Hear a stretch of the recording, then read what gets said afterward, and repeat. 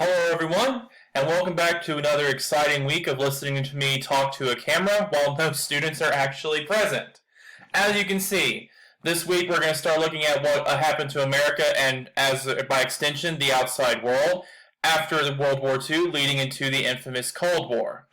Now, before we get started, you might have noticed that I'm not dressed as professionally today. Since I am recording this before the week of Halloween, I decided to wear a spooky shirt. Hopefully you can see here, You'll Float Too, a reference I'm sure some of my Stephen King or Pennywise fans are going to pick up on. And there you can see the creepy little clown himself. So, a little bit less professional than you might be used to, but I think we can all forgive me for it at this point. Online class has been a bit of a drainer. But anyway, like I said, today we're going to be looking at the post-World War II world in America, specifically looking at the 1950s. In the next recorded lecture you'll see this week, we're going to get even more specific into the start of the actual Cold War. In the meantime, as always, we start off with the key terms.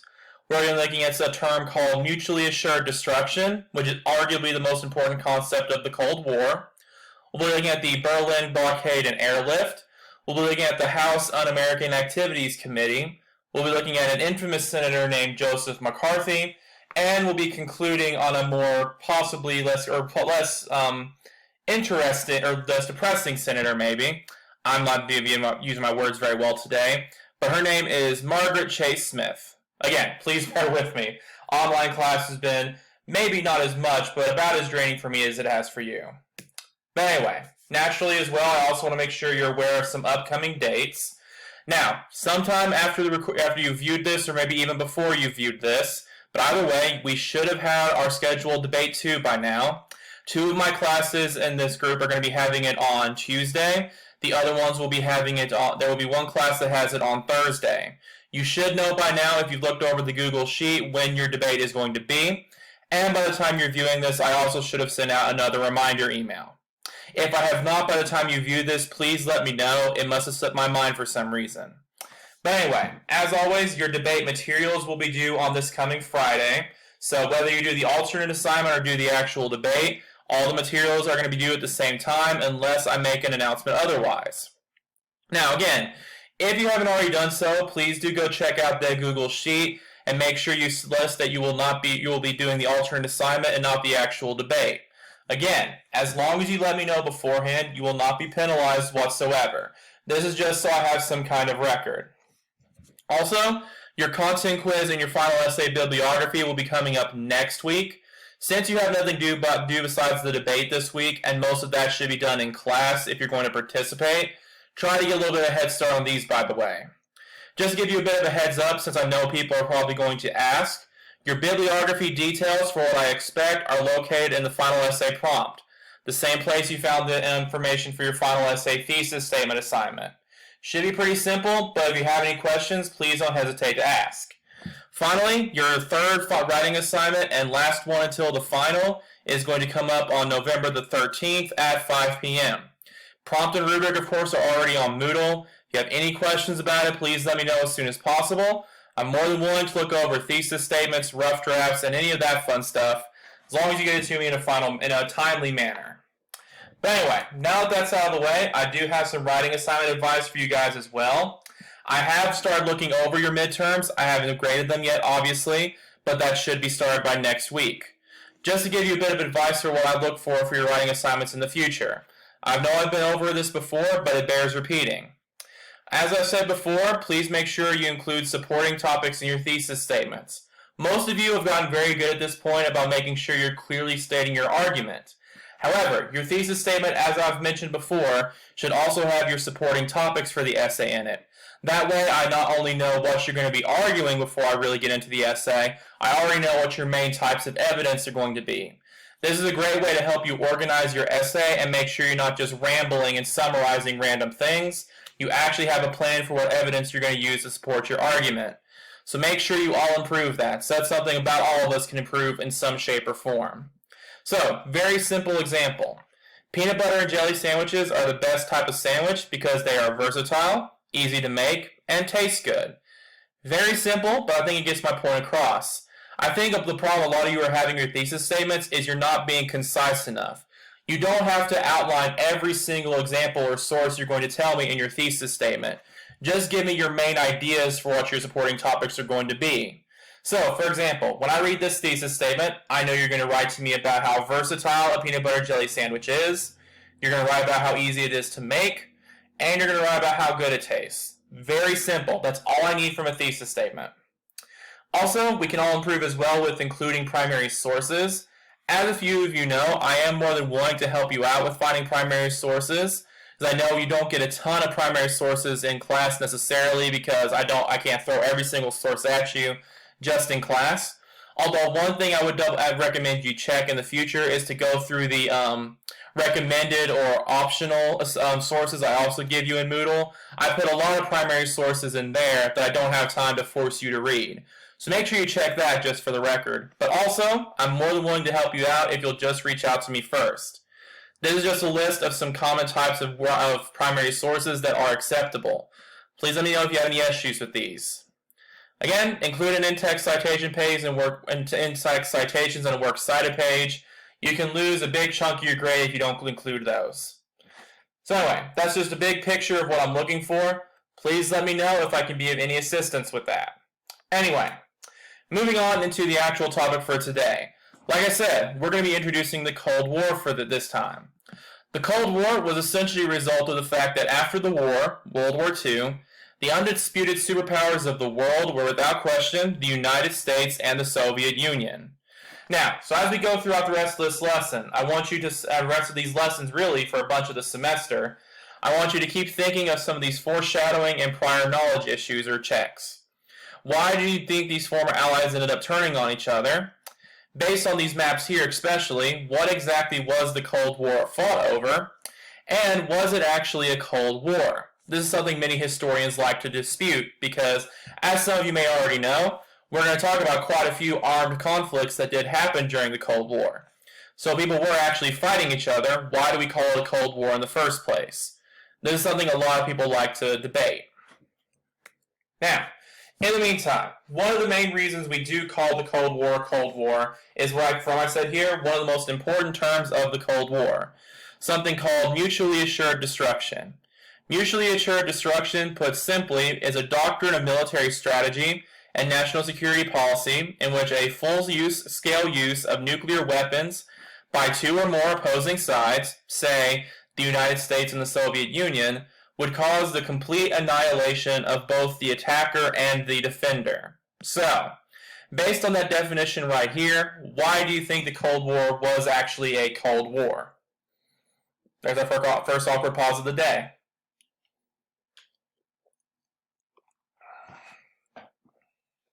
Alright, yes, very good. Audience hopefully watching at home. It's very simple. Both sides, as you can see here, quickly realized that both of them had nuclear weapon capabilities. So therefore, no one's really going to be willing to use these nuclear weapons because they know the other side will retaliate, and it could potentially lead to the destruction of the entire world without exaggeration, actually. So again, this is one of the main defining factors of the Cold War. No one could ever really get nuclear because more than one side had the ability to use these weapons. Now, to understand the Cold War, we also have to understand something called the Iron Curtain. I'm having trouble getting my face out of the way. I apologize. The Iron Curtain is essentially a geopolitical feature that sprung up after the end of World War II. During World War II, Stalin, this dashing gentleman you can see here, had become more and more determined to try to control all of his neighbors to the west so that he could have some sort of buffer between his country, the USSR, and Nazi Germany. Now, see who was paying attention last time. What exactly happened in World War II that would make Stalin want this buffer between himself and Germany?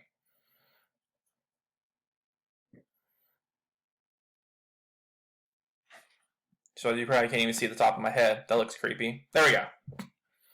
Although it is Halloween, maybe it's appropriate.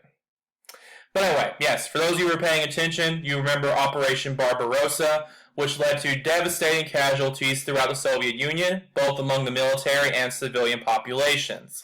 This convinced Stalin more than ever that he needed to have some protection from his Western neighbors. This started to come to fruition, actually, during the Post-Dam Conference, which was held in August of 1945. which, if you remember from last time as well, was very close to the end of the war. This was held between the main leaders of the Allied powers, who were going to decide what they were going to do with newly surrendered Germany and post-war Europe. Because if you remember, at this point, Germany had already surrendered, and Japan was essentially just hanging on the ropes, as it were. Hopefully some people will appreciate that boxing reference. So, essentially, in order to help ease some of these places into a post-war world, the Soviets were assigned to control the eastern parts of Poland, Finland, Romania, Germany, and the Balkans. All the countries that were controlled by the Allies, however, were supposed to be guaranteed the right of self-determination.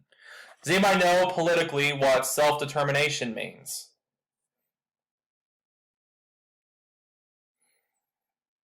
Yes, once again, very good imaginary students that I can't actually hear. Although hopefully you're not imaginary. I probably shouldn't say imaginary. But anyway, the whole idea is that once these countries have been stabilized, they should all have the right, just like in any democracy, to vote for what kind of country they want to have, what kind of government, who they want to be allies with, all that fun stuff. So essentially, this is supposed to be just a temporary thing and a temporary administration. Much of this was centered on the city of Berlin, which, if you remember, is the capital of Germany, which was, since it was such an important city, of course, it was split into 4 sections, with each section being controlled by one of the former major Allied powers, specifically between the USSR, the United States, the United Kingdom, and newly liberated France. Now, as you might imagine, Stalin did not hold up his word with the Potsdam Conference, and immediately made steps as soon as he could to make this administration a bit more permanent. This led to the creation of what historians call the Iron Curtain. The Iron Curtain is essentially a non-physical barrier which divides Europe into 2 major sections, cutting off the democratic West, or at least the more democratic West, from the communist-controlled East and the Soviet-allied East. So of course you can see here the Soviet Union, and then you have all these countries in various shades, which were either completely controlled by the Soviet Union or forcibly allied to the Soviet Union. This led to a great expansion of communist influence in Eastern Europe. By the time the Iron Curtain was established, these nations that you can see listed here were all officially members of the USSR. You have nations like Russia, Latvia, Moldova, Georgia, Kazakhstan, Tajikistan, Lithuania, and various other countries I don't feel like pronouncing at this point.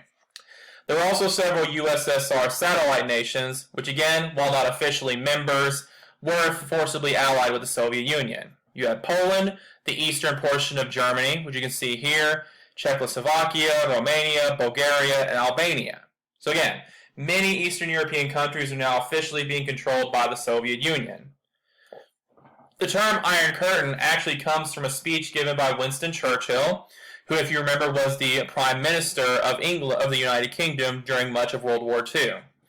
He gave a speech called The Sinews of Peace on March 5, 1946. In this speech, he stated, "From Stettin to the Baltic to Trieste in the Adriatic, an iron curtain has descended across the continent. Behind that line lie all the capitals of the ancient states of Central and Eastern Europe. Warsaw, Berlin, Prague, Vienna, Budapest, Belgrade, Bucharest, and Sofia, all these famous cities and the populations around them, lie in what I must call the Soviet sphere, and all are subject, in one form or another, not only to Soviet influence, but to a very high and in some cases increasing measure of control from Moscow." So, with this speech here, what exactly do you think the purpose is of this speech? What's he trying to do?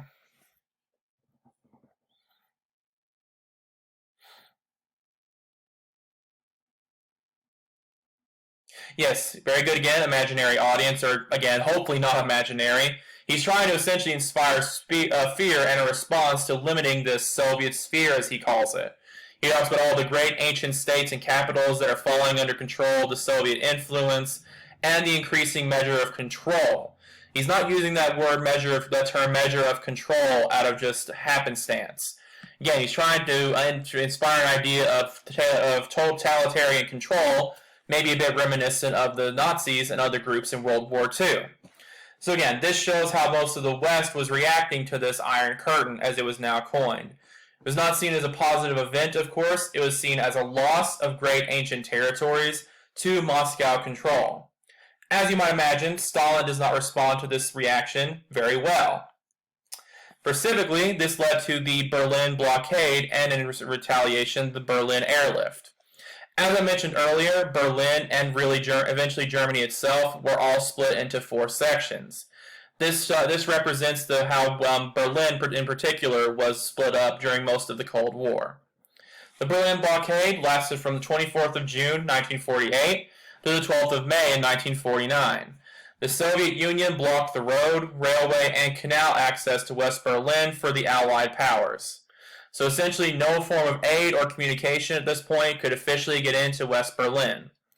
This was a response to the upcoming quote-unquote free German elections that were supposed to be held across Germany. The Soviet Union popularized the idea that the capitalist powers are going to fix it, and of course the Western powers thought the exact same thing about the Soviet Union, hence this blockade we're getting. This led to the Berlin airlift, which was a coordinated effort by the British and the Americans from the 26th of June in 1948 to the 30th of September in 1949, when British and American cargo planes would drop supplies over West Berlin. It is estimated that about 2,334,374 tons of supplies were delivered in total during this event. From May 12th, 1949, the Soviet Union finally decided to lift the blockade. However, just a little bit interesting tidbit I noticed. Why do you think the airlift continued after the blockade ended? Because if you'll notice, the airlift continued for a couple of months after the blockade was ended. If any of you are paranoid like me, you might figure it out pretty quick. Yes, very good, my fellow glasses half full people. This again shows the level of distrust that now existed between the Western powers and the Soviet Union. They kept the airlift up in case the Soviet Union went back on their word to lift the blockade. So this is a great example of how strained the relationship had been between these two powers, because this easily could have ended in an armed conflict in trying to fight for the freedom or control, depending on what perspective you have, of the German people. Now, again, looking ahead a little bit, did this actually end the conflict over Berlin? I probably gave it away. No, it absolutely did not. Keep in mind what's going to happen next. Berlin and really Germany itself for much of the rest of the Cold War would remain a major focus point of control for both sides. But in the meantime, let's get a little bit more specific to what America was going through around this same time. As many of you probably know, after World War II, the United States, for many decades, quickly became the #1 economy in the entire world. Historians have come up with 4 major reasons why they believe this was the case. One of the first, which you can see a little bit right here over on the right, was the growing automobile industry across the country. The automobile industry was boosted by all the war production that went on during World War II. As if you remember, industries became very developed and had a very high output to meet up with wartime demand. This eventually would switch to producing things like automobiles once we went back to peacetime. The United States industries officially quadrupled the production of automobiles, actually, between 1946 and 1955. So, obviously a huge industry boost and employment opportunity for the entire country. As many of you know, various cities across the United States became almost exclusively dedicated to producing automobiles. Places like Detroit, for example. The GI Bill was also given a lot of credit for this. For those of you who don't know, some of your older relatives like grandparents and great uncles and things might be familiar with this. The GI Bill provided cheap housing and affordable mortgages for former soldiers and their families. So essentially, not only did you have more automobiles being available at an increasingly cheaper price, for many families, although of course not everyone, housing was now much more affordable, so more people could settle down, get more involved in the local economy, and not have to live some sort of transient or desperate lifestyle. However, I don't have it listed here, but it is important to mention that the GI Bill was not distributed evenly. African American veterans, as we'll talk a little bit more about as the class moves on, were not given equal access to the GI Bill. They would oftentimes still be denied loans and mortgages that white families could access. Like I said, we'll talk about that a little bit more in the coming weeks. High defense spending was also a major factor. This only increased during the Cold War as people started competing for arms and nuclear weapons as the Cold War progressed.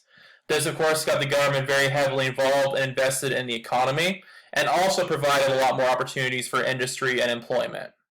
Finally, international wartime devastation actually provided an opportunity for the United States, mainly because we were not affected by the wartime devastation of the major European countries. Why is that the case?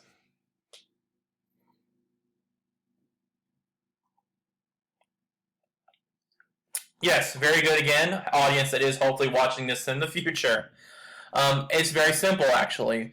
We talked a little bit last time about all the various bombings and air forces that were involved in World War II. There were no real bombings on the United States. So while huge portions of Germany, France, and the United Kingdom had literally been devastated by bombs, and Japan as well, can't forget Japan, obviously, the United States had been relatively untouched. So because of that, we were able to keep our industry moving at the same pace, essentially, while European countries had to rebuild. Now, also, the Cold War was intensified by an increased fear of communism starting at home. I'll cover up that guy's face. The Red Scare, which is a term historians have used to refer to the increased fear of communism in America, is reported to have begun around 1949, when British intelligence revealed to Americans that Klaus Fuchs, a scientist you can see pictured here, who had worked on the Manhattan Project, was in fact a Soviet spy literally the entire time. Now, why is that going to be such a major threat to America and our national security? Again, very good job. Students watching this at home in the future. The key to this is to remember what the Manhattan Project was. The Manhattan Project, of course, was was the study and creation of the atomic weapons used on Japan. Since there had been a Soviet spy on this project the entire time, it now seemed inevitable that the Soviet Union was going to be able to copy this technology. Things got worse in the same year when Alger Hiss, who you can see here, an American diplomat, was later accused of being a Soviet spy. He was suspected due to the fact that he was a former U.S. Communist Party member. Which, by the way, do keep that in mind. I'm obviously not trying to recruit anyone to be communist, but it is important to remember that we are technically not a complete two-party system. There are other parties out there. The Communist Party is just one of the very, very far left ones. He was convicted of perjury in 1950, but the evidence was considered inconclusive, so it remained very debatable whether or not he was actually a Soviet spy. Now, what effect do you think these trials are going to have upon the American public? Again, yes, very good, my fellow paranoid people out there. This is only going to increase the level of fear people have about communism, because people are seeing very important individuals at very high-level positions being accused of being communists. So this is essentially going to lead to a witch hunt. Specifically, it led to the rise of Senator Joseph McCarthy and the House Un-American Activities Committee. Excuse me. This committee was actually established back in 1938, but was made a standing committee in 1945. This group was intended to investigate potential prominent American communists. One of the outcomes of this is something some of you film buffs may have heard of, which is the infamous Hollywood blacklist. This is a blacklist essentially where 300 artists, movie directors, producers, screenwriters, actors, and actresses were accused of having some sort of tie to the communists, and careers were essentially derailed. For those of you who don't know how blacklisting works in things like the film industry or really any job, we did talk about this actually when talking about unions, by the way. If you're blacklisted from an industry, it essentially means your name is thrown out amongst all the various people involved in whatever industry it is, and you're basically barred from being hired by any of these individuals. So once your name got on this Hollywood blacklist from the Un-American Activities Committee, no one who wanted to appear as a good American patriot would be willing to hire you. And this is such a devastating label that it's estimated that only about 10% of the people on this Hollywood blacklist ever actually recovered their careers. Whistleblowers were also suspected as well, who spoke out against any of these potential invasions of privacy, such as Elizabeth Bentley and Whittaker Chambers. There's again a fear of anyone speaking out against the government. Finally, Senator Joseph McCarthy became a very prominent politician due to his very aggressive stance against communism in America. But in the period between 1950 and 1957, he began holding his own hearings in order to find potential communists. This started after a speech he gave in which he claimed to have a list of members of the Communist Party and members of a spy ring. Historians now, of course, as you might imagine, are very skeptical about whether or not he had this list, but the fear of communism was so widespread that it still got him quite a bit of attention. So, for example, some of the groups he would frequently attack were homosexuals or anyone associated with homosexuals because of their perceived likelihood to turn as spies. The idea, according to McCarthy and several people who agreed with him, was that since homosexuality was still illegal and persecuted in most parts of the country at this point, they could easily be turned against America if a Soviet spy or any Soviet official was able to find out they were gay. They could just blackmail them into turning against the country. Which again, we can see now, I think, in hindsight, is a pretty devious thing to do, because even if that were true and homosexuals are more likely to turn against America, it was only because of the way they were treated. So again, very devious tactics were being used to get all after communists at this time. His accusations were very widespread. He accused members of the Truman administration, who was, of course, president by this time, high-ranking officials in the U.S. Army, the State Department, and again, the entertainment industry. He was very particularly involved in this Hollywood blacklist, for example. Finally, his hearings began to finally lose steam in 1954 when he was censured after the suicide of Senator Lester C. Hunt. This was, historians discovered later that this was largely due to McCarthy's threats against his son. Lester C. Hunt's son was actually a homosexual, and so McCarthy, as you might imagine again, was starting to make those threats that he was likely going to be a Soviet spy as a result. Lester C. Hunt reportedly couldn't handle the shame and all the drama that was going on, and did end up taking his own life. So again, bit of an extreme example, but it does show the effect that these hearings and this paranoia was having on various Americans' lives. Now, in order to not end on a bit of a depressing note with all this Red Scare mania, I want to end on a speech given by Senator Margaret Chase Smith. Senator Smith was a senator during most of the 1950s and spoke out in 1950 criticizing what many people called McCarthyism, or again just McCarthy's Red Scare mania, in her Declaration of Conscience speech. In this speech, she said the following: "I think that it is high time that we remembered that we have sworn to uphold and defend the Constitution. I think that it is high time that we remembered that the Constitution, as amended, speaks not only of the freedom of speech, but also of trial by jury instead of trial by accusation. Those of us who shout the loudest about Americanism and making character assassinations are all too frequently those who, by our own words and acts, ignore some of the basic principles of Americanism: the right to criticize, the right to hold unpopular beliefs, the right to protest, and the right of independent thought." Now, of course, I'm not going to get too political and tell you exactly how to feel about these kinds of statements, but think a little bit about these yourself. Why do you think these quotes are so relevant at this time? Why are these quotes so relevant at the time, and why might they still be important today? Awkward pause a little bit again. Well, I think the relevance at the time is probably pretty obvious. As I mentioned a bit before, McCarthy and his ilk were essentially going after anyone who could possibly be associated with communism or was seen, as you can see in this title right here, un-American. So there was a very strict definition of what it meant to be an American, and anyone who behaved differently was considered a suspect. However, as Senator Smith argues, it is actually one of the basic foundations of American freedom is the idea that we are allowed, because of free speech, to have unpopular beliefs, to criticize the government, to protest the government, and have independent thought against the government. So again, I'm not, of course, going to advocate going over to communism or anything like that. Your political beliefs are entirely your own. But I think it is important to recognize that it is important to respect people's rights to have beliefs and opinions that may not necessarily match against our own. Now, these quotes are still important today, I think you could agree, because there is a lot of conflict over political opinions and differences in our world today. Again, not going to open up that can of worms, But please do keep these quotes in mind as you go throughout the rest of your days or whatever it is. I might be being a little over dramatic, but I do think it's important. Just keep in mind specifically over the next few weeks as we all struggle through this election cycle. But anyway, that's all I have for you today. Please make sure you go through these final reminders again, check through Moodle, shoot me any emails if you have any questions, and do your best to have a great rest of your day. And if I haven't seen you already, I look forward to seeing you in the debate. Have a good one.